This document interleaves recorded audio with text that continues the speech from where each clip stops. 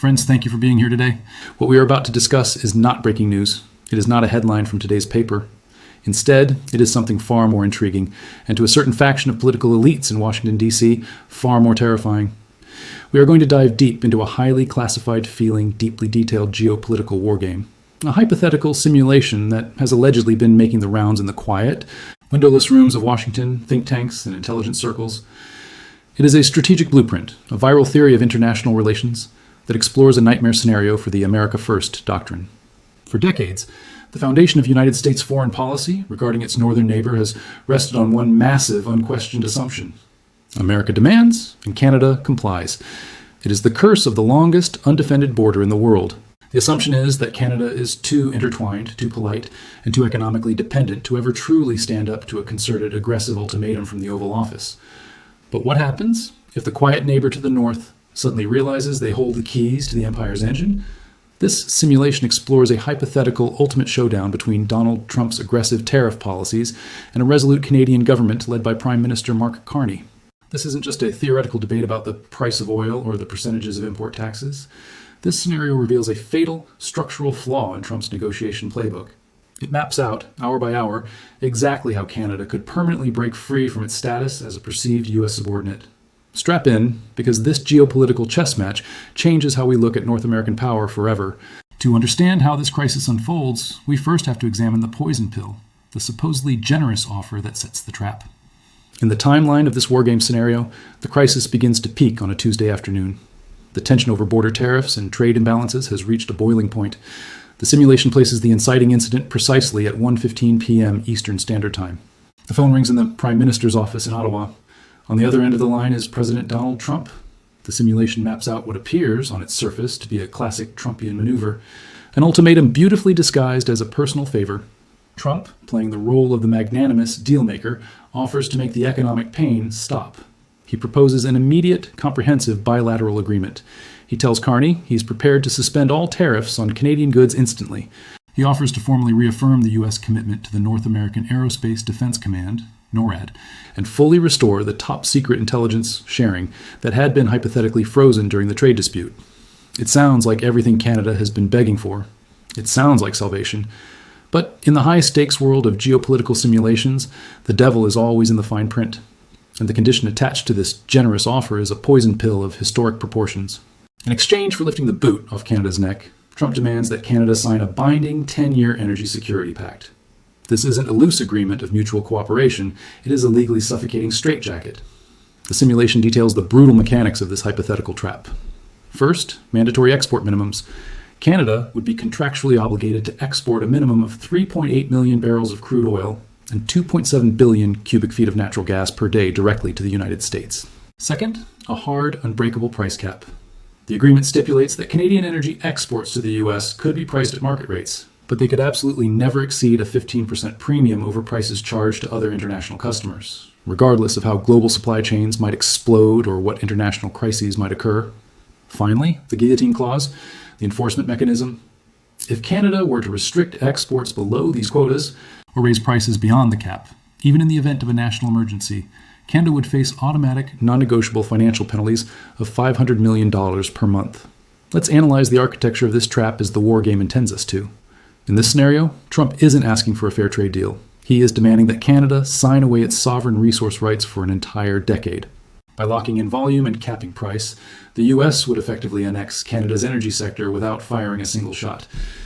It is a calculated attempt to formally and legally reduce Canada to a permanent, contractually bound vassal state, a strategic reserve for the American economic machine, stripped of its ability to say no. Let me ask you right now, pause the video and tell me in the comments, if you were the Canadian Prime Minister staring at this ultimatum, would you sign away your energy for 10 years just to lift the tariffs today? Is short-term economic relief worth a decade of chains? Let me know your call down below. But the real turning point of this simulation, a true geopolitical masterclass in defiance, takes place during a frantic 45-minute window in Ottawa. The scenario shifts our perspective away from the Oval Office and into the tense, hushed environment of the Canadian Cabinet Room. Following the 1:15 p.m. phone call, Prime Minister Carney asks for exactly 3 hours to consult his government. He immediately convenes an emergency cabinet meeting. The clock is ticking. The wargame developers outline a grueling 45-minute debate within the Canadian government. It's a classic battle between short-term survival and long-term sovereignty. You can imagine the immense pressure inside that room. Several ministers, representing border provinces and manufacturing sectors, hemorrhaging cash from the tariffs, argue vehemently that accepting the deal is the only pragmatic choice. They argue it ends the immediate crisis, restores vital trade, stops the bleeding of Canadian jobs, and allows the country to simply move forward. They argue that surviving today is more important than worrying about a decade from now. But this is where the simulation highlights PM Carney's strategic foresight. He stands before his fractured cabinet and points out the invisible chains hidden within the document. This offer is a trap, Carney reportedly argues in the scenario. If we sign this, we are signing away our only true geopolitical leverage for the next 10 years. Any future U.S. president, Trump, or whoever comes after him, can do whatever they want to us. They can slap tariffs on our steel, block our softwood lumber, threaten our borders, and we would be legally, contractually forbidden from using our ultimate weapon, our energy. We cannot retaliate. We cannot adjust our supply. We become a subordinate. Carney makes the agonizing case that rejecting the offer will bring immense short-term economic pain, but it is the absolute prerequisite for long-term national survival. He refuses to cement Canada's status as a mere supplier state to an American customer state. At 4:23 p.m., exactly as promised, the simulation has Carney walking out to the press briefing room. The room is dead silent, save for the rapid-fire clicking of camera shutters. He looks directly into the lens, and by extension, directly at the White House, and delivers 4 words that instantly shift the geopolitical axis of North America. The answer is no, but he doesn't stop there. The Wargame script provides Carney with a manifesto of sovereignty, a detailed surgical dismantling of the American proposal designed to be heard by every capital on Earth. He breaks the rejection down into 3 undeniable pillars. First, resources belong to Canadians, not American interests. Canada's natural wealth will be managed based on what benefits Canadian citizens, not based on extortionate agreements designed to lock them into serving another nation's economy. Second, the rejection of permanent vulnerability. The proposed deal removes Canada's fundamental right to retaliate against future U.S. aggression. Partnership is a two-way street. An agreement that prohibits one side from defending itself is not a partnership, it is dependence. Third, Canada is a sovereign global actor, not a subordinate supply depot. Canada exports to the world. Those decisions are made by Canadian companies and the Canadian government based on dynamic market conditions and strategic national priorities. They will not be subordinated to unilateral American demands. I really want to hear from the Canadians watching this right now. Does this fictional manifesto represent how you feel about the current relationship with the U.S.? Does sovereignty matter more than immediate tariff relief? Sound off in the comments. I read every single one. Once that historic rejection is delivered, the simulation moves into its most volatile phase, calling Washington's bluff and triggering an absolute market meltdown. According to the parameters of this geopolitical wargame, the fallout is instantaneous. We don't have to wait days or weeks to see who won the exchange. The global financial markets render their verdict in minutes. What happens in the first 15 minutes after Ottawa's no? Total, unmitigated market chaos. The simulation paints a vivid, terrifying picture of Wall Street algorithms and human traders panicking in unison. The realization hits the trading floors like a shockwave. The assumption of infinite, cheap Canadian oil is dead.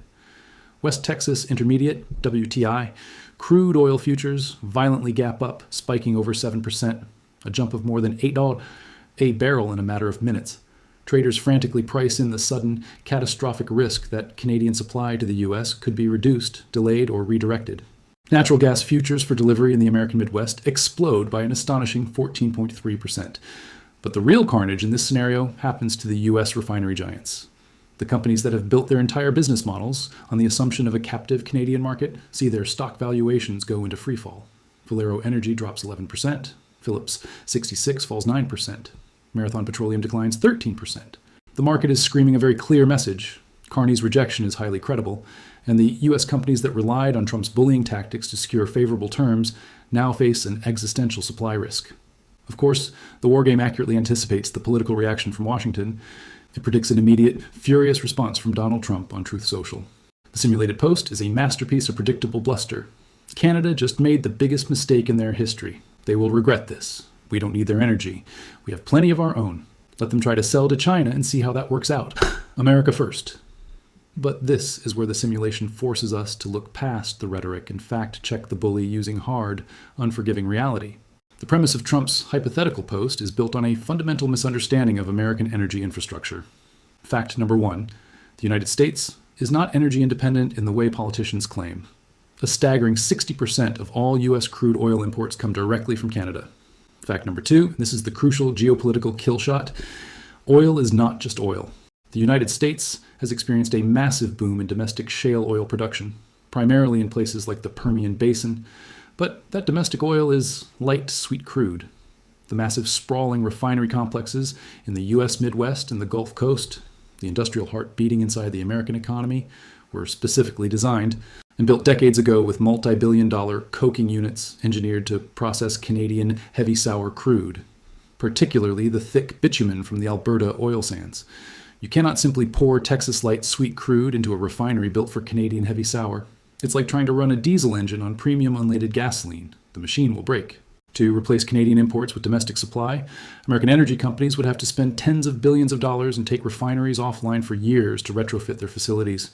The simulation reveals the terrifying truth for Washington. Trump's bluff is completely hollow. America needs Canada's specific type of energy desperately, and Ottawa knows it. If the rejection was the opening salvo, the next move in this scenario is a strategic checkmate that sparks a global bidding war.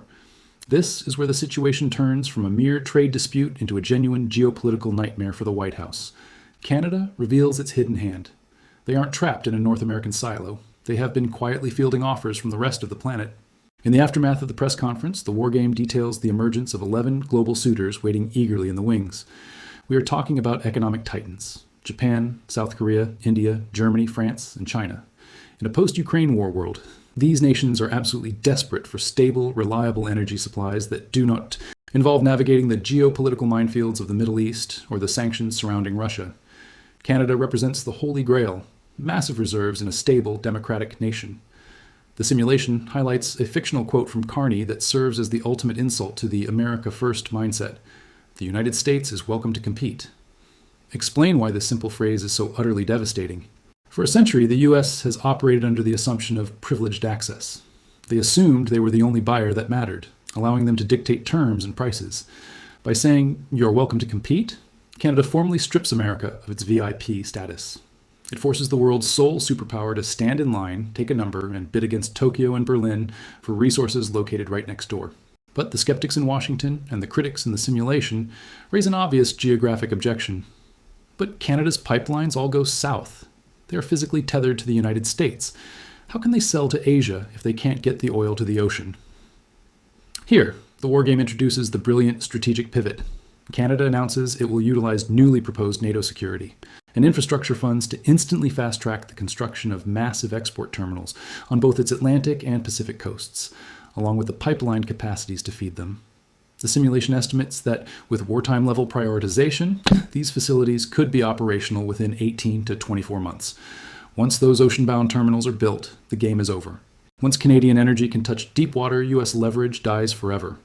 The physical chains binding the Canadian economy to the U.S. market will be broken, and Washington will have actively funded its own loss of continental dominance. From this point, the think tank simulation doesn't just end with the press conference. It projects the timeline forward into 3 distinct doomsday scenarios for Washington. In every single projected outcome, Trump's policy of coercion backfires spectacularly, damaging the United States far more than it damages Canada. The first scenario is the bidding war humiliation.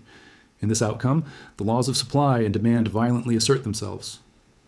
Over the next 60 days, multiple Asian and European nations submit formal binding offers to purchase Canadian energy on long-term contracts.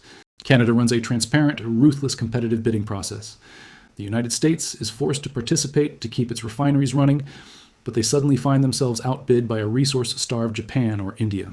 To secure the heavy crude it desperately needs, the Trump administration is forced to swallow its pride and match the exorbitant prices offered by foreign buyers. The result? American consumers pay drastically more to heat their homes and fill their gas tanks. Inflation spikes.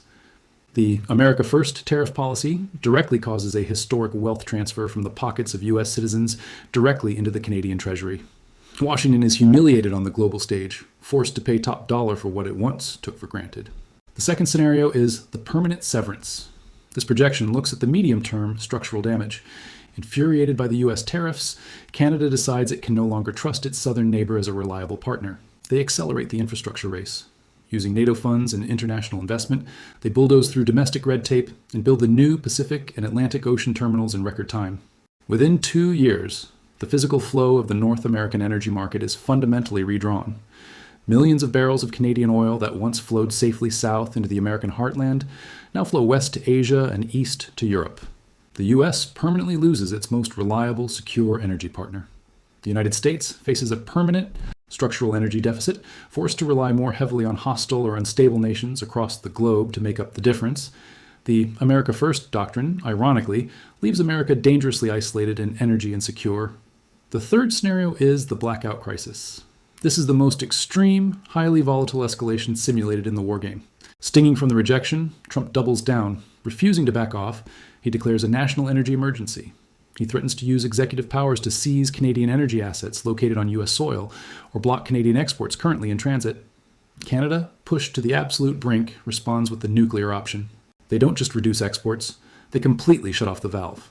All energy exports to the U.S. drop to zero immediately. The cascading effects are catastrophic. Within weeks, the specialized Midwest and Gulf Coast refineries, starved of heavy crude, are forced to shut down operations. Gasoline and diesel production plummets. Prices at the pump don't just rise, they skyrocket by 40%, 50%, or more. The crisis spreads to the power grid. Deprived of Canadian natural gas and electricity exports, rolling blackouts begin to hit the U.S. Northeast and Midwest during peak seasons. The economic damage to the United States runs into the hundreds of billions. Factories idle, supply chains freeze, the domestic political backlash is overwhelming. Ultimately, a bipartisan coalition in the U.S. Congress, terrified by the collapsing economy, forces Trump's hand. They override his vetoes, strip away the tariffs, and are forced to effectively beg Ottawa to turn the taps back on, accepting whatever terms Canada demands. In attempting to flex its supreme power, the U.S. loses the negotiation entirely and exposes its own vital vulnerabilities. All right, look at those three projected doomsday scenarios: the bidding war, the permanent severance, or the blackout crisis. Which one do you think is the most mathematically likely to happen if this war game becomes reality? Type from 1, 2, or 3 in the comments right now and let's debate it. But there is one final hidden layer to this simulation that we haven't touched on yet. A variable that reportedly has the Pentagon and the State Department sweating even more than the panicked energy markets. Analysts buried deep in this war game refer to it as the domino effect. You see, within the parameters of this scenario, Ottawa's defiance does not happen in a vacuum. The moment Prime Minister Carney steps up to that podium and says no, every single allied capital around the globe is watching. From London to Berlin, from Tokyo to Mexico City, the world is holding its breath and taking frantic notes. For years, the America First doctrine has operated on a very specific premise: isolate allies, deal with them one-on-one, and utilize the sheer crushing gravity of the U.S. economy to force concessions. The unwritten threat has always been comply or face the wrath of the American market alone. It worked flawlessly because the U.S. appeared economically and strategically invincible. But if Canada, America's closest neighbor, its most integrated trading partner, the nation historically viewed as an extension of the U.S. industrial base, can successfully call Washington's bluff, survive the initial shockwave, and walk away, the illusion of American invincibility permanently shatters. In the later stages of the simulation, intelligence briefs project a rapid, terrifying shift in global diplomacy. European nations, currently buckling under the pressure of secondary U.S. sanctions and relentless tariff threats, suddenly find their diplomatic backbone. Mexico, observing its northern partner break the chains of a forced agreement, begins aggressively courting Chinese and South American investment for its own manufacturing and energy sectors, effectively diluting U.S. leverage within the North American continent. Furthermore, the simulation predicts the rapid acceleration of what geopolitical strategists are terming a middle power coalition. Countries like Canada, Australia, Japan, South Korea, and France begin to realize a hard truth. While individually they cannot match U.S. economic or military might, collectively they control the supply chains, the critical minerals, and the energy reserves that the American empire absolutely requires to function. The war game explicitly highlights that Canada's leverage isn't just about heavy crude oil, it's about the future. Canada sits on some of the world's largest unexploited deposits of uranium, lithium, cobalt, and rare earth elements, the exact materials required for the 21st century tech race, electric vehicles, and advanced military hardware. When Canada opens the bidding war to Asia and to Europe, they aren't just selling oil, they are selling the foundational building blocks of the next industrial revolution. If Canada proves that pivoting away from the United States is not only possible but highly lucrative, it provides a master blueprint for the rest of the democratic world. The wargame outlines a cascading scenario where these middle powers begin trading critical resources with each other, accelerating a slow but steady decoupling from the U.S.-dominated financial system. They start forming exclusive security, technology, and trade pacts that explicitly exclude the United States, strategically insulating themselves from the erratic, punishing swings of Washington's domestic politics. Ultimately, the simulation warns that the aggressive attempt to subjugate Canada serves as the exact catalyst needed to unite the rest of the world against American economic hegemony. It is the classic, historical story of an empire vastly overplaying its hand. By squeezing its most loyal, reliable ally too hard, the United States inadvertently teaches the rest of the globe exactly how to live without it. This brings us to the ultimate conclusion of this exercise, the brutal lesson of leverage. Why are strategists in Washington supposedly passing this simulation around with such concern? The core message of this theoretical standoff proves that brute, force bullying tactics and ultimatums only work if the target truly believes they have no other options. It relies on the illusion of American omnipotence. But if the target, in this case Canada, wakes up, calculates its own true net worth, and realizes it holds a vital, irreplaceable asset, the entire dynamic collapses. By treating a vital, historically allied nation like a subordinate, a mere resource colony to be exploited, the aggressive America First doctrine runs the risk of accidentally engineering the exact opposite of its intended result. Instead of securing a compliant vassal state, Washington might inadvertently forge a fiercely independent, highly aggressive, and globally connected Canada. A Canada that diversifies its economy, builds its global infrastructure, and realizes once and for all that it no longer needs Washington's permission to thrive. The simulation asks us to look at the map not through the lens of military might, but through the lens of critical resources. So, I leave you with a question to ponder, one that the architects of this war game are asking themselves right now. Could Canada actually pull off this level of defiance in reality? Does the United States fundamentally underestimate the quiet neighbor to the north? Do you think Canada has the geopolitical backbone to pull this off if push comes to shove? Drop a yes or no right now and tell me why. Well, let's get a debate going in the comments below. If you want more deep dive simulations like this, make sure to hit that subscribe button. Because while this may just be a war game today, in the volatile world of geopolitics, today's simulation often becomes tomorrow's reality. Thank you for watching, and I'll see you in the next one.